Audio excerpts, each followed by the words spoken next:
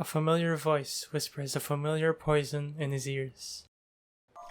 ゼロだって変な名前でもぴったりよねあなたにだってそうでしょ家もない家族もない学校にも行ってない友達もいないほらあなたの居場所なんてこの世のどこにもないじゃない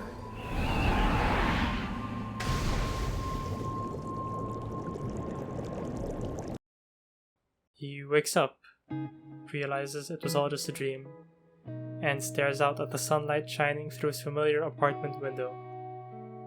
The apartment is bland. Not much to make it clear that it's his. This apartment could have been anyone's. There wouldn't be a hint of personality if not for the shogi board that rests on the floor and the indecipherable sheets of paper littered about. This boy is a professional shogi player. He gets up, walks towards the window, and lets the breeze of the wide river flow through him. His eyes have a look of defeat in them, like he doesn't understand what the point is anymore, like he's asking himself if life is truly worth living. His name is Kiriyama Rei, and he doesn't know it yet, but it is. It truly, truly is.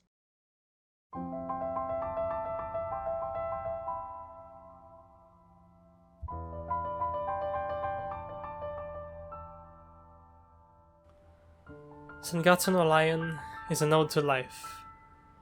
There are many stories about living, about being alive, and about making the most out of the life that you were given. But nothing else quite captures it like Sangatsu does. Nothing else so brilliantly depicts its many ups and downs, its triumphs and falls, and its wonders and terrors, so beautifully, earnestly, and hopefully.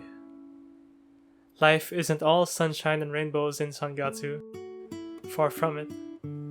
The characters' lives are littered with loss and struggle. Pain and hardship are unavoidable. Rei's situation is far from perfect. After his family's untimely demise, he has no one. The funeral littered with uncaring wolves, with not a single thought spared to the child who just lost everything. One man reaches out. A friend of Rei's father. He's a pro shogi player, and a single thread of hope. But there's a catch. Do you like shogi? He asks Rei, reminded of the boy's young talent. And Rei responds. Hi. In that moment, he forms a pact that will forever bind him to this world. But it's a lie.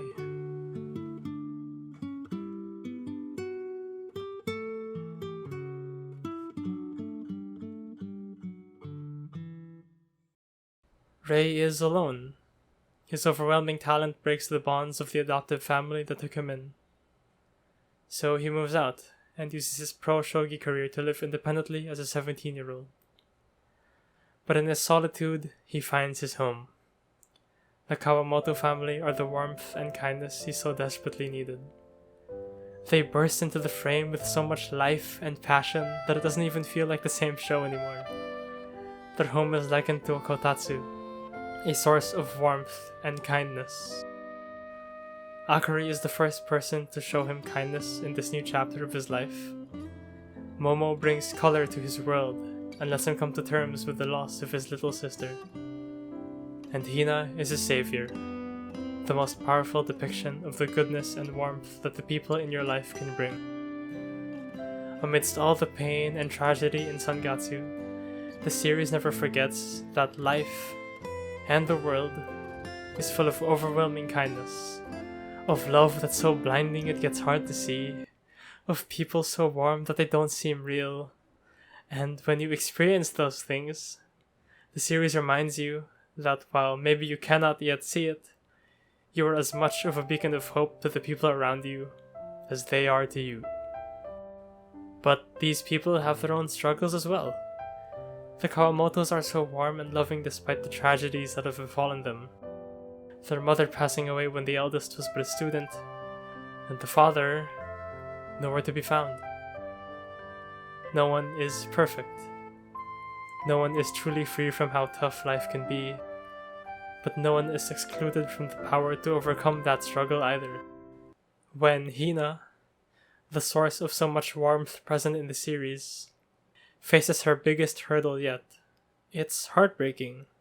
She's only in her position because she did something good, her only crime being her friendship with a victim of bullying. Her homeroom teacher is apathetic to the situation, and when their friend moves away, the abuse is laid onto her. She doesn't deserve any of this. No one deserves any of this, and the series takes its time to explore the implications of that. The path towards healing is long and arduous, but the path does exist. And she isn't alone. Her family is there. Rei is there. And you know she'll get through it, because she's a stronger soul than anyone. When all of this had just begun, in the face of all this struggle, and in her very lowest point in the series, she makes a declaration of nothing but pure, overwhelming heart. 本当はずっと怖かった。でも後悔なんてしない。しちゃダメだ。だって私のしたことは絶対間違ってなんかない。 This little girl, stronger than any other soul, reminds us, and Rei, of what the series is truly about. Life is a struggle. People get hurt. Things are unfair. But the world is full of so much joy and love. Its inhabitants are so rich and capable of so much good, and that in the face of the daunting task that is living your life, you need not be afraid. There is so much to live for. The sad, lonely boy at the start of the series is near unrecognizable by the end.